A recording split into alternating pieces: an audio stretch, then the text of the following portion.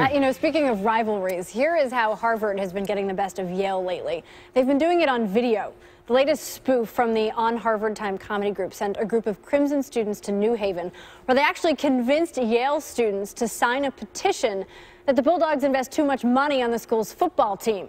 They even had the Yale students stage an actual protest. That was well played. It all sets up very well for fans of the game. Back in 1916, Yale coach Tad Jones told his players, quote, "Gentlemen, you are now going to play football against Harvard. Never again in your whole life will you do anything so important."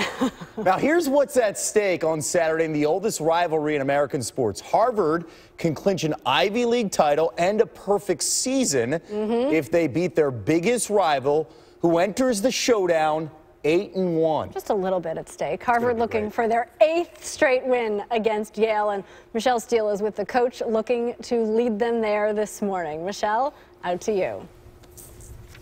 Thanks, Jade. Lots of history, lots of rivalry, of course, facing your bitter rivals in Yale this week. I am here alongside the Harvard head coach, Tim Murphy. So, Tim, for the uninitiated, I have heard this game being described as essentially, it's a playoff game, it is a bowl game, it is homecoming, all wrapped up into one. But how would you describe it?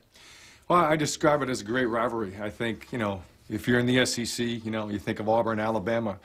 For our people, for our kids, our players, our students, our alumni on this day, it's every bit as important to them as it is Michigan, Ohio State, or the other great rivalries. Yeah, huge week. Tim, I have to give you props for being the winningest coach at Harvard and incredibly consistent. You have won 7 straight against your biggest rivals in Yale. I actually talked to one of your guys, Ryan Fitzpatrick, last night with the Houston Texans. He told me you recruit very, very well. But why? What are the reasons for your success? Well, I think Fitzy nailed it. I think we are the ultimate human resources industry. If you've got great players, you've got great kids, you've got great coaches, you have a chance to have consistent success. I think that's the key to any organization. And the academics don't get in the way of having a winning football program. Well, if you're going to recruit kids to the Ivy League or places like Stanford, you've got to have kids that really understand the balance and really understand that they have to be just as committed to academics as athletics, if not more.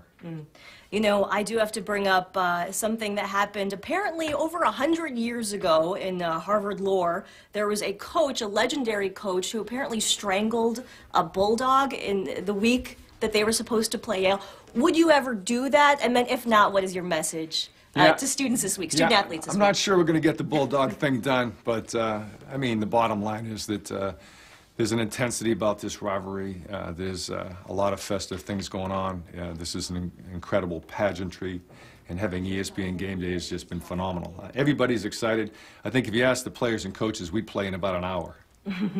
All right, so thank you so much, Tim. I'm going to send it right now to Yale, a Yale tight end, in fact, Sebastian Little.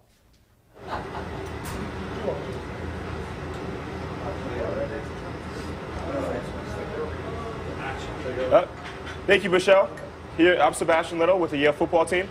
Just grabbing a little breakfast at HGS. Here we go. Yeah, let's eat up. French toast. Really do. Anyway, hey, I'm sitting between 2 of my teammates, Austin and Austin. Austin squared, for lack of a better word. Great. We always have great service over here. Actually, come here. This is Helena. Always hooks us up. Always has the best food for us. We really appreciate all they do. Mwah, thank you. Anyway, we got guys going through the line right now. Huge. Yeah. Jeez, man. I'm also Austin's mother. Takes care of me. So a big thing about the NCAA, we got a rule change, allowing us to have more food on campus. So especially in the areas where we actually have football, including like trail mix, PB&Js, and all that type of stuff. Huge, obviously, because if you haven't heard, football players like to eat. So especially when we go to watch film, you can always grab a few extra PB&Js, throw them in the bag. We got a lot more food for later. So appreciate that for the NCAA. Thank you guys very much. But yeah, just having a great day here, getting ready for the Yale-Harvard game. Haven't heard, got game day, so we're pretty excited for that.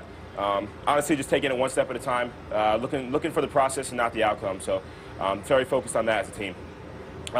Back to you, Jay. Looks like a pretty good breakfast out there this morning. That's kind of, right? That's making me hungry. I don't know about you. This rivalry, it has some history behind it, just, a little bit. Started back in 1875.